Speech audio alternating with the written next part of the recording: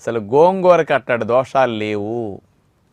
మీరు చర్మ వ్యాధులున్నా, కీళ్ళ నొప్పులున్నా, ఆస్తమా ఉన్నా, మీకు అలర్జీలున్నా ఇవన్నీ రాకుండా మీరు గోంగూర తినొచ్చండి.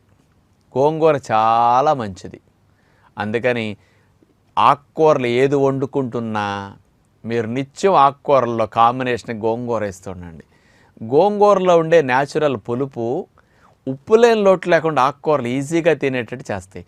గోంగూర మీరు పాలకూర వండండి, తోటకూర వండివ్వండి, చుక్కకూర వండివ్వండి, ఇంక ఏదన్నా మెంతికూర ఇట్లా ఏది వండుతున్నా అందులో గోంగూర కొంచెం వేస్తూ ఉంటే మీకు ఆ వండినప్పుడు ఉప్పు ఎక్కువ వేయకుండా తక్కువ ఉప్పుతోనే టేస్ట్ వచ్చే మెకానిజం గోంగూర వల్ల ఉంటుందన్నమాట. ఆ పులుపుకుండే టెక్నిక్ అదనమాట. మన నాలుకకి ఉప్పు ఎక్కువ లేకపోయినా తినగలిగేటట్టు ఈజీ అనిపిస్తాయి అన్నమాట ఇది. అందుకని రెగ్యులర్గా గోంగూర నేను వండుకు తినమంటాను సహజంగా. ఈ గోంగూర